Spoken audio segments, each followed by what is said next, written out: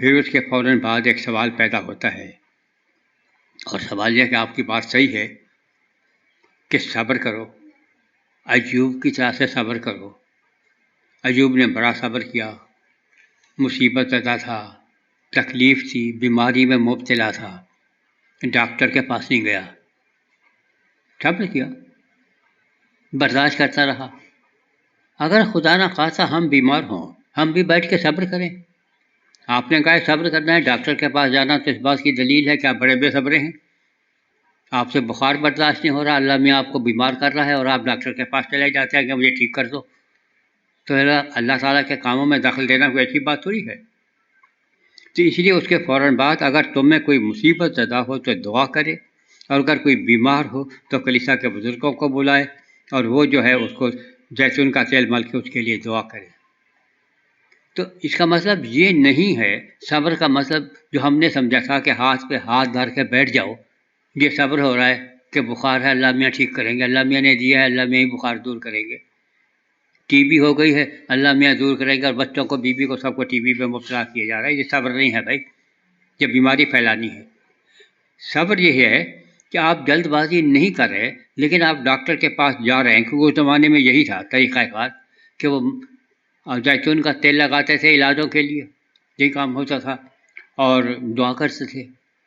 تو آپ کو دوا بھی کرنی ہے اور دعا بھی کرنی ہے۔ صرف دعاؤں پہ گزارا جو کرتے ہیں وہ بائبل کے خلاف ہے۔ آپ کو دعا کرنی ہے، اور صرف دعا بھی کافی نہیں ہے، دعا بھی ضروری ہے، کہ چونکہ جو دعا ایمان کے ساتھ ہوگی وہ اسے اٹھا کر رکھے گا۔ اب پھر سوال ہوتا ہے بھائی اس کا کوئی نمونہ، دعا سے کیا ہو جاتا ہے؟ ہم نے بہت دعائیں مانگی ہیں، کچھ بھی نہیں ہوتا، ساری ڈرامے بازی ہے، اپنے آپ کو خوش کرنے کی باتیں ہیں۔ تو اس کی سوال یہ آگے کہ الیاس علیہ السلام کے بعد راست باز کی دعا سے اثر بہت ہو سکتا ہے۔ الیاس علیہ السلام ہماری ہم طبیعت انسان تھے، یعنی ہمارے جیسے بشر تھے۔ انہوں نے بڑے جوش سے دعا کی کہ میں نہ برسے، چنانچہ 3.5 برس تک زمین پر نہ برسا۔ پھر انہوں نے دعا کی کہ آسمان سے پانی برسا اور زمین میں پیداوار ہوئی۔ تو ایک مثال دی گئی ہے کہ یہاں پہ دعا سے کچھ ہوا، بارش ہوئی یا بارش نہیں ہوئی۔ یہ تو سمجھ میں آتا ہے کہ آپ یہ دعا کریں کہ اللہ کرے کہ بارش ہو جائے تاکہ فصلیں اگے، سب کچھ ہو، لیکن بارش نہ برسنے کی دعا کرنا یہ دعا تو نہیں، یہ تو بد دعا ہے۔ تو آپ کو معلوم نہیں ہے دعا میں اور بد دعا میں فرق ہوتا ہے؟ یہ بارش نہ برسے، فصلیں نہیں ہوگی 3 برس تک، کیا ہوگا؟ لوگ بھوکے مریں گے، یہ اچھا آپ کا دعا کا طریقہ ہے؟ یہ تو بد دعا ہے۔ جن لوگوں سے پالا پڑا تھا حضرت الیاس علیہ السلام کا، اگر آپ اس سیاق و سباق میں پڑھیں تو ان کافروں سے پڑا تھا جو غیر معبودوں سے، بتوں سے اپنی دعائیں مانگا کرتے تھے۔ بھائی یہ ہمارے بارش کا دیوتا ہے، یہ ہماری فصل اگانے والا دیوتا ہے، یہ گنے پیدا کرنے والا دیوتا ہے، یہ گندم پیدا کرتا ہے۔ تو انہوں نے کہا اچھا اگر یہ کرتے ہیں تو ٹھیک ہے، میں اپنے خدا سے دعا مانگتا ہوں کہ بارش نہ ہو، پھر میں دیکھتا ہوں کہ تمہارا خدا فصل اگا دے۔ تو اس کانٹیکسٹ میں تھا، اس ہٹ کے نہیں، یہ ویسے بد دعا ہے، لیکن چونکہ وہ مقابلہ ان لوگوں کے ساتھ تھا تو کہا کہ دیکھو تمہارا خدا سنتا ہے یا میرا خدا سنتا ہے۔ اس میں بڑی دلچسپ چیز ہے، لوگ رو رہے ہیں، شور مچا رہے ہیں، اپنے خداؤں کو پکار رہے ہیں، اور وہ کہہ رہے بات سنو یار، خدا ہے، کوئی مذاق تھوڑی ہے، سو گیا ہوگا بیچارہ، زور زور سے چیخو چلاؤ، اٹھ جائے، جاگ جائے۔ تو مذاق بھی ان کے خداؤں کا اڑا رہے ہیں۔ اس کانٹیکسٹ میں یہ بات کی جا رہی ہے کہ لہذا اب یہ بد دعا نہیں ہے، کیونکہ یہ مقابلہ ہے کہ بارش ہو یا نہ ہو۔ وہ کہہ رہے ہیں کہ خدا کرتا ہے، وہ کہہ رہے ہیں نہیں، وہ خدا نہیں کرتے، وہ ہاتھوں کے بنائے ہوئے ہیں، یہ خدا کرتا ہے۔ ساری باتیں اپنی جگہ پر اچھی ہیں۔ ہم کہتے ہیں کہ ہمارا ایسے لوگوں سے پالا نہیں پڑا ہے جو ہماری مزدوری روک کے رکھیں، ہے تو میمن، لیکن میمن دیانتدار میمن ہے، وقت پہ پیسے دیتا ہے، کام پورا لیتا ہے، اسکائپ بھی کرتا ہے کہ کیا کام ہوا۔ عجیب و غریب مصیبت ہے، روز رات کو اسکائپ کرو، جو آپ کام کر لیتے ہیں موبائل پہ آپ اس کو میسج بھیجیں کہ میں نے یہ کام کر لیا ہے، اس کے بعد وہ کہے گا آپ اپنے کمپیوٹر پہ سینڈ ریسیو کر دیں. آپ نے سینڈ ریسیو کر دیا، اس کے پاس وہ آپ کا سارا مال پہنچ گیا جو آپ نے کہا تھا میں نے کیا ہے. وہ بیٹھ کے چیک کرتا ہے اس نے کیا بھی ہے یا نہیں کیا، اور حرام خوری تو نہیں کی ہے، غلطیاں بہت ساری ہیں تو بھائی آپ نے جھک ماری ہے. یہ سارے کام کرتا ہے لیکن ہے بڑا دیانتدار میمن. اور میمن ہمیشہ پیسے کا فائدہ دیکھتا ہے. اور سنا ہوگا آپ نے کہ میمن کا انتقال ہو گیا. بڑے نیکی کے کام تھے اس کے، خیرات بھی کرتا تھا، زکوٰۃ بھی نکالتا تھا، نماز بھی 5 وقت کی پڑھتا تھا، لیکن بزنس میں بدمعاشی بھی کرتا تھا. جب اس کو دفن کر دیا تو فرشتے آئے، جو عقیدہ ہے ہم لوگوں کا، اور آ کے کہا کہ بھئی میاں یہ تمہارے ڈیبٹ میں، یہ کریڈٹ میں یہ باتیں جا رہی ہیں، تم نے نماز پڑھی اور یہ کیا، اور تمہارے ڈیبٹ میں یہ جا رہا ہے کہ تم نے یہ کام نہیں کیا، وہ نہیں کیا، یہ بدمعاشیاں کی ہیں. تمہارا ڈیبٹ کریڈٹ دونوں برابر ہیں، اب کریں تو کیا کریں؟ اس نے کہا خدا سے جا کے پوچھو کیا کرنا ہے. اللہ میاں کے پاس پہنچے فرشتے، بھائی اب کیا کریں؟ جنت اور جہنم کے دونوں کام اس کے برابر ہیں، سمجھ میں نہیں آتا اس کو کہاں ڈالیں، تیسری کوئی جگہ ہی نہیں ہے. انہوں نے کہا کہ ہمارے یہاں انصاف ہوتا ہے، آپ اسی میمن سے جا کے پوچھیں کہ بھائی آپ یہ بتائیں کہ آپ کے ساتھ کیا کیا جائے، کہاں ڈالا جائے. پوچھا، کہنے لگے میری صحت پہ کوئی فرق نہیں پڑتا، جنت میں ڈالو یا جہنم میں ڈالو، لیکن ایسی جگہ ڈالنا جہاں 2 پیسے کا فائدہ ہو. تو وہ ڈھونڈتا ہے اپنے 2 پیسے کا فائدہ. ہمارا ایسے آدمی سے بھی پالا نہیں پڑا ہے، ہمارا ایسے آدمی سے بھی پالا نہیں پڑا ہے جس نے ہمیں قتل کرا دیا ہو. ہمارا ایسے بھی آدمی سے پالا نہیں پڑا ہے، نہ ہم کسان ہیں کہ زمین کے لیے بیٹھ کے فصل کا انتظار کر رہے ہیں. تو ہم عام آدمی ہیں، ہم کیا کریں؟ ہمارے لیے کیا حکم ہے؟ تو ہم لوگوں کے لیے ہے کہ میرے بھائیوں، اگر تم میں سے کوئی راہ حق سے گمراہ ہو جائے اور کوئی اسے پھیر لائے تو وہ جان لے کہ جو کسی گناہ گار کو اس کی گمراہی سے پھیر لائے گا وہ ایک جان کو موت سے بچائے گا اور بہت سے گناہوں پہ پردہ ڈال دے گا. تو وہ جو پیچھے جو کہا تھا کہ اس شخص کو قتل کر دیا اس نے، تو قتل کرنے کا ایک وہی طریقہ نہیں ہے کہ آپ کسی کو گولی مار دیں، آپ کسی کا پیٹ پھاڑ دیں، آپ کسی کے سر پہ اینٹ دے ماریں، کسی کو اوپر سے چوتھی منزل سے دھکا دے دیں. ایک سب سے بڑا قتل کا طریقہ یہ ہے کہ آپ اسے راہ حق سے ہٹا دیں، اسے صراط مستقیم سے ہٹا دیں، اس کو گمراہ کر دیں، اس کا ایمان لوٹ لیں، دولت کو اس کو ہاتھ بھی نہ لگائے. تو اگر ایسا کوئی آدمی مل جاتا ہے، اور ایسے لوگ ہزاروں ہیں، تو اب آپ پر یہ فرض عائد یہ ہوتا ہے کہ آپ اس کو واپس پھیر کے لے آئیں، آپ اس کو واپس راستے کی راہ پر لے کر آ جائیں. اگر آپ نے ایسا کیا تو اب آپ اس کو موت سے بچا لیں گے. اس باب کے شروع میں تھا کہ اس نے اس کو موت کے منہ میں دھکیل دیا، قتل کر دیا. اب اس کو یہ ایک جو قتل کا طریقہ ہے، اب اس کے مقابلے پہ زندگی کا طریقہ یہ ہے کہ آپ اس آدمی کو واپس لے آئیں. کیسے لائیں؟ جو ہماری سمجھ میں آتا ہے، پیسہ دے کے. پیسے کی اس نے برائی کی ہے کہ پیسے سے کام نہیں ہوتا. بھائی پیسے جس نے جمع کی ہیں، پیسے سے نہیں، لالچ دے کے اس کو واپس نہیں لانا ہے، ڈرا دھمکا کے نہیں. یہ سب سے بڑی ایک خرابی جو ہے چرچ میں اور چرچ سے باہر بھی دوسری جگہ بھی، وہ یہ ہے کہ سچی بات یہ ہے، خدا سے اتنا ڈراتے ہیں، اتنا ڈراتے ہیں اور اتنا دھمکاتے ہیں، جہنم کے ایسے ایسے مناظر پیش کرتے ہیں کہ سچی بات یقین آ جاتا ہے کہ یہ آدمی تازہ تازہ وہیں سے آ رہا ہے. جھوٹ تو نہیں بولے گا نا، اتنا شریف آدمی، مولوی پادری جھوٹ تو نہیں بولتا نا، وہیں سے چلا رہا ہے. تو اب کیا کریں اس کے ساتھ؟ ڈرا ڈرا کے، دھمکا دھمکا کے ہمیشہ جہنم سے ڈرائیں گے. لیکن خدا کا طریقہ کیا ہے؟ ڈرانے دھمکانے کا نہیں ہے، بلکہ قائل کرنے کا ہے. اور وہ جانتا ہے کہ کس آدمی کو کس طریقے سے قائل کرنا ہے. تو آپ کو بھی اگر کسی کو واپس پھیر کے لانا ہے تو پہلے تو آپ کو یہ معلوم ہونا چاہیے کہ یہ گمراہ کیوں ہوا، کس وجہ سے ہوا. آپ اس کا وہ مسئلہ حل کریں.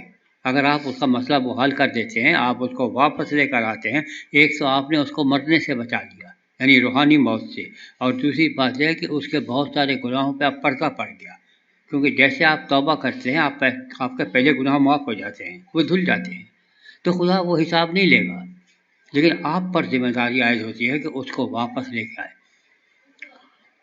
چرچ ہسٹری میں آپ کو ملتا ہے کہ ایک زمانہ تھا، بڑی بحث چلتی رہی کہ جو آدمی چرچ کو چھوڑ کے جاتا ہے اس کو واپسی کے آنے کا بھی راستہ کھلے ہیں یا نہیں۔ ایک گروہ کا کہنا تھا کہ ہاں بھی کھلے ہیں، دوسرے گروہ کا کہنا تھا کہ نہیں، جس نے ایک دفعہ چھوڑ دیا اب وہ جہنم رسید ہے، اس کو ہم واپس لینے کے لیے تیار نہیں ہیں۔ اور اس کو اپنی جگہ پر پورا یقین آ جاتا تھا کہ اچھا ہی ہوا میں نے ان کو چھوڑ دیا، کیونکہ یہ بدبخت ہیں ایسے۔ تو یہ ہے کہ خدا چونکہ ہمیں ہر وقت اپنے سینے سے لگانے کے لیے تیار رہتا ہے، تو ہم بھی ایسے لوگوں کو واپس لانے کے لیے اور اپنے سینے سے لگانے کے لیے تیار رہے۔ اب یہ ہے پورے اس خط کا خلاصہ۔ شروع ہوا تھا خط کہاں سے؟ کیا میرے بھائیوں، جب تم پر طرح طرح کی آزمائشوں میں پڑو تو کمال خوشی کی بات سمجھنا، اور پھر اس کے بعد یہ ہے کہ اور خدا سے حکمت مانگو۔ تو یہ حکمت کا تقاضا ہے کہ اگر کوئی گمراہ ہو گیا ہے تو آپ اس کو واپس لے کر آ جائیں۔ یہ سب سے بڑی آزمائش ہے کہ آپ کو یہاں سے ایک آدمی چھوڑ کے چلا جائے، کیونکہ صرف یہی نہیں ہے کہ اس آدمی کے لیے پریشانی ہے، چرچ کے لیے بھی پریشانی ہے۔ لوگ حوالے دیتے ہیں، بھائی آخر یوسف یوحنا محمد یوسف بن گیا، کوئی تو چرچ میں برائی ہوگی جس کو چھوڑ کے وہ بھاگا ہے۔ آپ جب بہانے بناتے ہیں، آپ کو مسئلہ ہوگا اس کا لڑکی کے چکر میں چلا گیا، اسے چکر چلا گیا، یہ باتیں نہیں بنتی ہیں۔ اس کا آسان سا جواب یہ ہے کہ آپ یوسف یوحنا کو واپس لے کر آ جائیں اور کہیں کہ اگر بھئی یہ کچھ دیکھ کے بھاگا تھا تو اب کچھ دیکھ کے واپس بھی تو آیا ہے، اب آپ جواب دیں۔ اب وہ کہے گا آپ نے لالچ دیا ہوگا، پیسے کا یا لڑکی کا، یہی دو ہی ہیں، تو اب آپ کہہ سکتے ہیں کہ ہاں ہم نے لالچ دیا، دونوں لالچ دیے، پیسے کے بھی لالچ دیا اور لڑکی کا بھی لالچ دیا۔ آپ یہ بتائیے جب یہ آپ کے یہاں گیا تھا آپ نے کس چیز کا لالچ دیا تھا؟ اگر آپ نے دیا تو ہم نے بھی دیا، اگر آپ نے نہیں دیا، اپنی مرضی سے گیا تھا اور اپنی مرضی سے واپس آ گیا ہے، تو ہم کیوں دیں جب آپ نے نہیں دیا؟ ہمارے پاس کوئی پیسے فالتو کے ہیں؟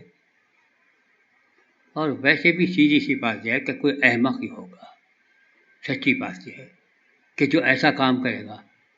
پیسے کی مصیبت یہ ہے کہ پاکستان میں مسیح حضرات کی جو معاشی حالت ہے سب سے کئی گزری ہے، ان کا اپنا گزارا نہیں ہوتا تو دوسرے کو پیسے کہاں سے دیں گے؟ لیکن ان کا بھی بڑا دل گرزا ہے، بیوی بچوں کو بھوکا ماریں گے لیکن پادری کو ضرور دیں گے۔ الٹی کھوپڑی کے لوگ ہیں۔ لڑکی کا جہاں تک تعلق ہے، کوئی بیوقوفی ہوگا جو چار کو چھوڑ کے ایک کے پیچھے بھاگے گا، وہاں اس کو چار مل رہی ہیں، احمق تو نہیں ہے ان کو چھوڑ کے ایک کے پیچھے آ جائے۔ تو اگر یہ لالچ دیں بھی تو پاگل ہے۔ تو جب آپ اس کو واپس لے آتے ہیں تو جس سے الزامات چرچ پر عائد ہو رہے تھے ان کا عملی طور پر آپ نے توڑ کر دیا، بجائے مناظرہ کیے ہوئے، بجائے قانون سے لڑے ہوئے، بغیر مصیبتوں میں پڑے ہوئے۔ اور اب یہ ہے کہ اس خط کا مقصد کیا تھا؟ شروع میں تو لگتا ہے کہ عقل بندی کا تقاضا یہ ہے، اس کے لیے دعائیں مانگو، بیچ میں اور بہت ساری باتیں آ رہی ہیں، آخری آیت ظاہر کر رہی ہے کہ اس کے گناہوں پر پردہ پڑا رہے گا۔ ہمارا مقصد جو ہے عقل بندی اس لیے نہیں ماننی ہے کہ مجھے یہ طریقہ معلوم ہو جائے کہ بھئی فلاں آدمی کون کون جرم کرتا ہے، کون کون سا جرم کرتا ہے، تاکہ میں اس کو بلیک میل کر سکوں، بلکہ یہ ہے کہ اس کی اگر وہ اس قسم کی حماقتیں کرتا ہے تو اس کو خدا اس کا پردہ ڈالے اور میں اس کو واپس صحیح راستے پر لے آؤں۔ تو بنیادی طور پر یہ خط جو ہے یہ ہدایت نامہ ہے، ہدایت دینے کے لیے کہ آپ دوسرے کو ہدایت کے لیے کیسے بلائیں۔ شروع ہوا تھا کہ خدا سے دعا مانگے، وہ آپ کو حکمت عطا کرے گا، اور آخر میں بھی ہے کہ خدا سے دعا مانگے، وہ آپ کو سنے گا اور اس کو واپس لے کر آئے گا۔ تو دعا سے شروع ہوتا ہے خط اور دعا پہ ختم ہوتا ہے، یا خدا سے شروع ہوتا ہے اور خدا پہ شروع ہوتا ہے، اور بیچ پہ یہ ہے کہ یہ خدا کا کام ہے اس کے پردہ ڈالنا، یہ آپ کا کام نہیں ہے۔ آپ کسی کا عیب چھپانے کی بات نہیں ہو رہی، لیکن یہ کہ یہ خدا کا کام ہے۔ آپ صرف یہ کہہ سکتے ہیں کہ یہ واپس آ جائے، اور صرف دعائیں مانگ مانگ کے واپس نہیں آئے، بلکہ آپ اسے واپس گمراہی سے پھیر لائیں۔ آپ کو اس کے لیے عملی اقدام اٹھانے ہوں گے، کوئی کام کرنا ہوگا، اور اگر آپ وہ کرتے ہیں تو پھر آپ نے پورا خط جو ہے وہ آپ کی سمجھ میں آ گیا ہے کہ کیوں ہے لڑائی جھگڑے، کیوں ہیں ذکر تھا، لوگ گمراہ کیوں ہو جاتے ہیں، عقل کی کمی کیوں ہے۔ یہ ساری چیزیں ہیں۔ بنیادی بات یہ ہے کہ آپ کو دوسرے کا بھلا مقصود نہیں ہے۔ اگر دوسرے کا بھلا مقصود ہو تو چوتھے باب کی لڑائی جھگڑے کا جواب موجود ہے۔ جب آپ دوسرے کا بھلا چاہیں گے، آپ سے لڑے گا کیوں؟ پاگل ہے؟ لڑے گا تو تبھی نہ جب آپ اس کا برا چاہیں گے۔ 5ویں باب میں آپ دیکھیں گے اگر آپ اس کا بھلا چاہتے ہیں تو آپ اس کی مزدوری دیں گے یا نہیں دیں گے؟ جب آپ اس کی مزدوری نہیں دیتے تو وہ تو آپ کی شکایت کرے گا۔ تو سیدھی سی بات یہ ہے کہ خدا سے خدا تک یہ جو پورا سفر ہے یہ اس خط کا ہے۔ انسان سے خدا تک کا نہیں، خدا سے انسان تک کی بات ہے کہ اگر کوئی ہے گمراہ ہو گیا ہے تو آپ صرف خدا پہ نہیں چھوڑ دیتے وہ وہی راہ راست پہ لائے گا، ہدایت دینا اس کا کام ہے، ہمارا تو ہے نہیں، لیکن آپ کا کام اس کو سمجھانا ہے، اسے واپس لانا ہے۔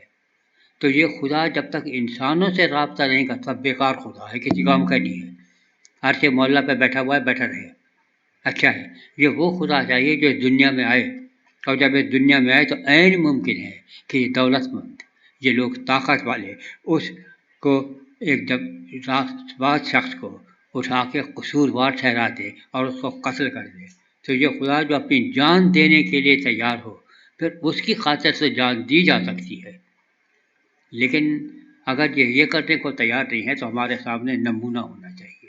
اب نمونہ صرف حضرت ایوب نہیں ہے، حضرت الیاس نہیں ہے، بلکہ مسیح کی ذات ہے کہ جس کو قتل کر دیا گیا لیکن اس نے کسی کو قتل نہیں کیا۔ جو اندھوں کو آنکھیں دے دیا کرتا تھا اس نے کسی بینا کو نابینا نہیں کر دیا۔ جو لنگڑوں کو ٹانگیں دے دیا کرتا تھا اپنے مخالفوں میں سے کسی کو بھی اس کی ٹانگیں نہیں توڑ دی۔ جو مردوں کو زندہ کر دیا کرتا تھا اس نے کسی زندہ کو مردہ نہیں کیا۔ اس نے انتقام نہیں لیا، اس نے یہ سارے کام کیے۔ آپ کو تعجب ہوتا ہوگا کہ جب مسیح زندہ ہوئے تو کس کے پاس گئے؟ ہماری عقل کہتی ہے ہونا یہ چاہیے تھا مخالفین کے پاس جاتے، سردار کاہن کو سمجھاتے، پنطس پلاطس کے پاس جاتے، یہودا اسکریوسی کے پاس جاتے اور وہ کہتے تم نے مجھے پکڑوا دیا تھا نا، میرا کچھ بگڑا، دیکھو میں زندہ ہوں۔ پنطس پلاطس تم نے فیصلہ سنا دیا تھا اس کو پھانسی پہ لٹکا دو، لٹکوا دیا، لیکن میں تو زندہ پھر رہا ہوں۔ سردار کاہن تم نے جھک مار لی، بڑے فصلے دے دی، واجب القتل ہے، تو میں تو زندہ ہوں۔ ان کے پاس ہی گئے، ان کے پاس گئے جو پہلے سے ماننے والے تھے، کیونکہ مسئلہ یہ کہ گمراہ وہی ہوتا ہے جو پہلے راستے پر ہو، جو راستے پر ہے نہیں وہ گمراہ نہیں ہوتا۔ کیونکہ گم راہ جب آپ کہتے ہیں کہ وہ راستہ بھول گیا ہے، اس کی راہ گم ہو گئی ہے، تو وہ پہلے راستے پر ہے نا۔ تو جناب مسیح ان کے پاس آئے جو پہلے سے اہل ایمان تھے اور ان کو آ کے بتایا، کیونکہ اب اگر جائے تو سچی بات یہ ہے کہ اگر یہودا اسکریوسی زندہ ہوتا فوراً ایمان لے آتا، پنطس پلاطس فوراً ایمان لے آتا، سردار کاہن فوراً ایمان لے آتا، لیکن یہ مجبوری کا ایمان ہوتا اور مجبوری کا ایمان ایمان نہیں ہوتا۔ وہی جو دل سے ہو، وہ تو بیچارے اس کے پاس کچھ کر ہی نہیں سکتے تھے۔ تو یہ جس کو شاہد پاس شخص کو قصوروار ٹھہرایا، اسے قتل کیا، اس نے تمہارا مقابلہ نہیں کیا، اس نے زبردستی قائل کرنے کی کوشش نہیں کی۔ تو اب اگر کوئی آدمی گمراہ ہو گیا، آپ اس کو واپس لانا چاہتے ہیں تو آپ بھی زبردستی مت کریں، کیونکہ زبردستی کا ایمان چونکہ ایمان نہیں ہوتا ہے۔ اب آپ اس کو واپس لے کر آئے، اور یہی ہے پورے خط کا کہ مسیح کا کام یہی تھا، اسی کام کے لیے بھیجا تھا کہ جو لوگ دنیا میں گمراہ ہو چکے ہیں ان تمام کو واپس آئے۔